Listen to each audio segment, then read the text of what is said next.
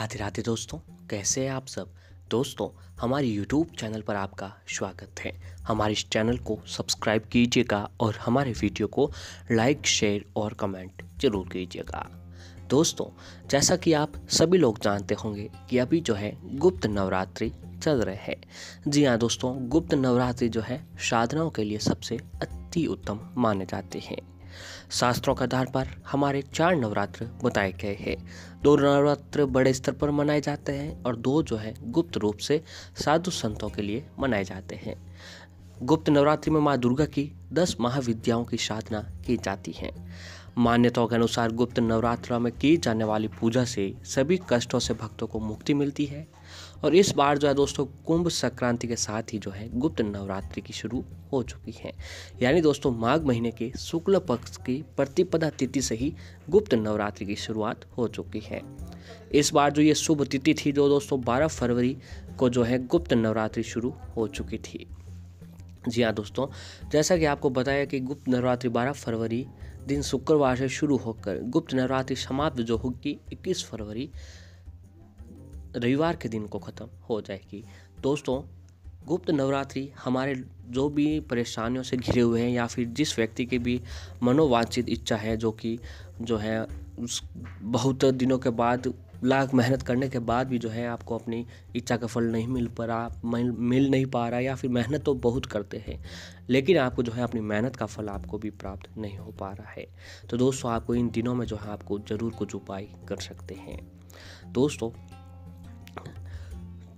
प्रत्यक्ष और गुप्त नवरात्र में अंतर। तो 4 नवरात्र में से 2 प्रत्यक्ष नवरात्र कहा गया है, क्योंकि इनमें ग्रस्त जीवन वाले साधना पूजन करते हैं। लेकिन 2 गुप्त नवरात्र होते हैं, उनमें आमतौर पर साधक सन्यासी सिद्धि प्राप्त करने वाले तांत्रिक मांत्रिक की उपासना करते हैं। हालांकि चारों नवरात्र देवी सिद्धि प्रदान करने वाली होती हैं, लेकिन गुप्त नवरात्र के दिनों में 10 महाविद्याओं की पूजा की जाती है, जिनका तंत्र शक्ति और सिद्धियों में विशेष महत्व बताया जाता है। जबकि प्रत्यक्ष नवरात्र में सांसारिक जीवन से जुड़ी हुई कई चीज़ों का प्रदान करने वाले देवी के 9 रूपों की पूजा आराधना की जाती है। गुप्त नवरात्र में अगर आम जन चाहे तो किसी विशेष इच्छा की पूर्ति या सिद्धि के लिए गुप्त नवरात्र में साधना करके मनोरथ पूर्ण कर सकते हैं। जी हाँ दोस्तों, इससे तात्पर्य ये है कि अगर आपकी कोई विशेष मनोकामना है जो आप बहुत दिनों से पूरी करना चाहते हैं, तो जो है आपको गुप्त नवरात्रि के दिनों में जरूर उपाय, यातना और साधना करना चाहिए। ये उपाय, यातना, साधना करने से जो है दोस्तों आपको हर क्षेत्र में सफलता प्राप्त होने लगेगी। तो दोस्तों, हम जो बात कर रहे हैं वह गुप्त नवरात्रि की चौथे दिन की बात कर रहे हैं। दोस्तों, आपको पता ही होगा कि गुप्त नवरात्रि का जो चौथा दिन है वह दोस्तों 15 फरवरी सोमवार के दिन को पड़ रहा है। और चौथे दिन जो है माता कुष्मांडा की पूजा आराधना की जाती है। जी हाँ दोस्तों, तो नवरात्र के चौथे दिन दुर्गा जी के चतुर्थ रूप माँ कुष्मांडा की पूजा आराधना की जाती है। माना जाता है कि जब सृष्टि में चारों ओर अंधकार था और कोई भी जीव जंतु नहीं था, तो माँ सृष्टि ने रचना की। इसी कारण जो है उन्हें कुष्मांडा देवी के नाम से जाना जाता है। आदिशक्ति दुर्गा के कुष्मांडा रूप में चौथा स्वरूप भक्तों को संतति सुख प्रदान करता है। आज के दिन पहले माँ को ध्यान मंत्र पढ़कर उनका आह्वान किया जाता है, फिर मंत्र पढ़कर उनकी आराधना की जाती है। दोस्तों, कुष्मांडा का मतलब है कि जिन्होंने अपनी मंद फूलों से मुस्कान से संपूर्ण ब्रह्मांड को अपने गर्भ में उत्पन्न किया। माना जाता है कि माँ कुष्मांडा की उपासना से भक्तों के समस्त रोग शोक मिट जाते हैं। इनकी भक्ति से आयु, यश, बल और आरोग्य की वृद्धि होती है। और माँ कुष्मांडा अत्यल्प सेवा और भक्ति से प्रश्न होने वाली इनकी आराधना करने से भक्तों का तेज, ज्ञान, प्रेम, ऊर्जा, वर्चस्व, आयु, यश, बल, आरोग्य और संतान का सुख प्राप्त होता है। जी हाँ दोस्तों, तो शास्त्रों के अनुसार माँ की उपासना भव सागर में पार उतारने के लिए सर्वाधिक सुगम और श्रेष्ठ मार्ग है, जैसा कि दुर्गा सप्तशती के कवच में लिखा हुआ है। जी हाँ दोस्तों, नवरात्रि के चौथे दिन जो है माँ कुष्मांडा की उपासना करने से भक्तों के सारे कष्ट और बीमारियां दूर हो जाती हैं। उनकी पूजा से हमारे शरीर का अनाहत चक्र जागृत होता है और उनकी उपासना से जीवन के सारे जो है शोक, जो भी परेशानियाँ होती है वह खत्म हो जाती है।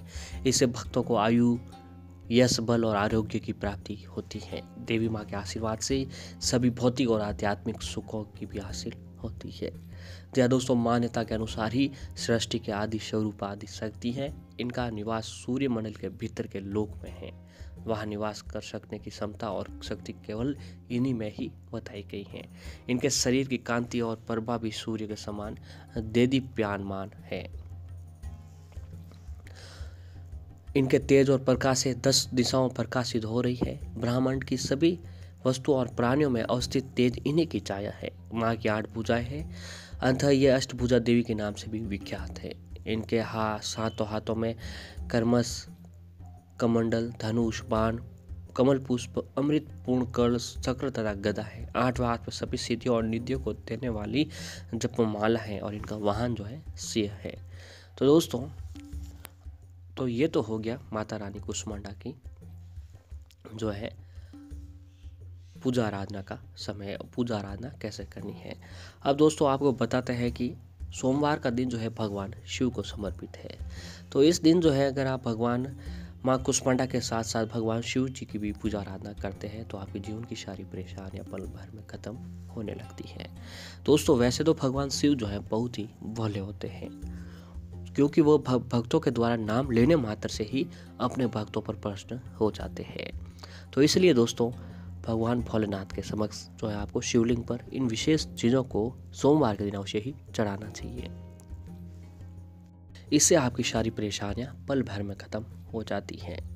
वैसे तो दोस्तों भगवान भोलेनाथ का जो भक्त है वह रोज उनकी पूजा आराधना करते हैं, लेकिन विशेष रूप से जो है भगवान भोलेनाथ की पूजा आराधना का दिन सोमवार का दिन बताया गया है। तो सोमवार के दिन अगर आप भगवान भोलेनाथ को इन विशेष चीज़ों का भोग लगाते हैं, शिवलिंग पर विशेष चीज़ें अर्पित करते हैं, तो दोस्तों आपके जीवन की सारी परेशानियां पल भर में खत्म हो जाती हैं। दोस्तों सोमवार के दिन भगवान भोलेनाथ की सच्चे दिल से पूजा आराधना करने से भगवान शिव बहुत ही जल्द प्रसन्न होते हैं, जो अपने भक्तों की भक्ति से बहुत सरलता और जल्दी से प्रसन्न होने वाले देव कहा गया है। क्योंकि दोस्तों भगवान भोलेनाथ एक ऐसे देव हैं जो अपने भक्तों के नाम लेने मात्र से ही उनकी सारी परेशानियां खत्म कर लेते हैं। दोस्तों तो आइए जानते हैं कि आपको ऐसा कौन सा काम करना चाहिए, शिवलिंग पर ऐसी कौन सी चीज़ चढ़ानी चाहिए जिससे आपकी सारी परेशानियां खत्म होने लगता है। तो दोस्तों अगर आपका दाम्पत्य जीवन परेशानियों से भरा हुआ है या फिर कुछ भी परेशानियां हो रही है, तो आपको सोमवार के दिन सुबह सुबह शिव मंदिर में जाकर गौरी शंकर रुद्राक्ष शिवलिंग पर चढ़ानी चाहिए। इससे आपका सारा दाम्पत्य जीवन जो है परेशानियों से छुटकारा पा लेगा। और वहीं अगर आप अपने दुखों से छुटकारा पाना चाहते हैं तो सोमवार की सुबह शिवलिंग पर बेलपत्र भी चढ़ा सकते हैं। आप सभी को पता ही होगा कि बेलपत्र भगवान भोलेनाथ को सबसे प्रिय होता है। इसके लिए बेलपत्र पर सफ़ेद चंदन की बिंदी लगाएं और इन्हें शिवलिंग पर चढ़ा दीजिए। इससे भोलेनाथ की कृपा आपके ऊपर अवश्य ही बढ़ने लगेगी। और ऐसे ही दोस्तों सोमवार के दिन भगवान शिव के मंदिर में जाकर शिवलिंग पर दूध चढ़ाना भी बहुत अधिक फलदायी माना जाता है। तो आपको ये काम भी अवश्य करना चाहिए कि सोमवार के दिन जो है भोलेनाथ को शिवलिंग पर दूध अवश्य ही चढ़ाना चाहिए। और अगर दोस्तों आपका व्यापार जो है मंदा चल रहा है, लाख मेहनत के बाद भी व्यापार में तेज़ी नहीं आ रही है, तो आपको सोमवार को तांबे के बर्तन से शिवलिंग पर दूध चढ़ाएं। रुके हुए कार्य भी चल पड़ेंगे और व्यापार व्यवसाय में भी आपके बहुत सारी वृद्धि होने लगेगी। और अगर दोस्तों आप में ऐसे कोई व्यक्ति है जिसकी नौकरी लगने में, जॉब लगने में दिक्कत हो रही हो, तो आपको हाथ जोड़कर शिवलिंग के 5 चक्कर लगाने चाहिए। लेकिन इस दौरान इस बात का ये खास ध्यान रखें कि जलाधरी के आगे निकले हुए भाग यानी जल स्रोत तक जाकर फिर विपरीत दिशा में लौटें, दूसरे सिरे तक आकर परिक्रमा पूरी करें। इससे आपके नौकरी के प्रबल योग बनने लग जाएंगे। दोस्तों शिवलिंग पर वैसे तो दूध चढ़ाया जाता है, लेकिन अगर आपके पास दूध कम है तो थोड़ा सा दूध लेकर पानी को सफ़ेद कर ले और इसके शिवलिंग पर चढ़ा दीजिएगा। शास्त्रों के अनुसार महादेव इससे भी प्रसन्न होकर व्यक्ति की सभी मनोकामनाएं पूर्ण करते रहते हैं। और ध्यान यह रहे कि शिवलिंग पर 5, 7 या 11 या फिर 21 बार ही पानी चढ़ाएं। ऐसा करने से जो आपके सारे दुख होते हैं, परेशानियाँ होती हैं, वह सारी खत्म होने लग जाती हैं। और दोस्तों सोमवार के दिन शिवलिंग पर फल जैसे केले भी आप चढ़ा सकते हैं। केला भी शिवलिंग पर चढ़ाने से आपके बहुत ही अच्छा जो है पुण्य मिलता है। फल चढ़ाते समय अपनी मनोकामना मन में बोलें और शास्त्रों के अनुसार ऐसा करने से आपकी सारी मनोकामना पूर्ण होती हैं और आपके जीवन की जो भी परेशानियां होती हैं वो भी ख़त्म होने लग जाती हैं। और ऐसे दोस्तों, शिवलिंग पर आप जो है चावल भी चढ़ा सकते हैं, क्योंकि ऐसा करने से आपको धन की प्राप्ति होती है। शिवलिंग पर जो है अखंड कहीं से टूटे हुए अक्षत नहीं होने चाहिए, चावल कहीं से टूटे हुए नहीं चाहिए, वो आपको शिवलिंग पर अवश्य ही चढ़ानी चाहिए। इससे आपके ऊपर भोलेनाथ की कृपा बनती है। साथ ही दोस्तों, शिवलिंग पर जौ गेहूँ भी चढ़ाने चाहिए, क्योंकि तिल पापों का नाश करता है और जौ सुख में वृद्धि करता है। गेहूँ चढ़ाने से जो आपकी संतान होती है वह सही दिशा में जाती है। तो दोस्तों, इन सभी उपायों को अगर आप जो लोग हैं सोमवार के दिन व्रत उपवास रखें भगवान शिव जी के समक्ष, और इन सभी उपायों को सोमवार के दिन करते हैं, नवगुप्त नवरात्रि के सोमवार के दिन, तो दोस्तों आपको हर काम में सफलता अवश्य ही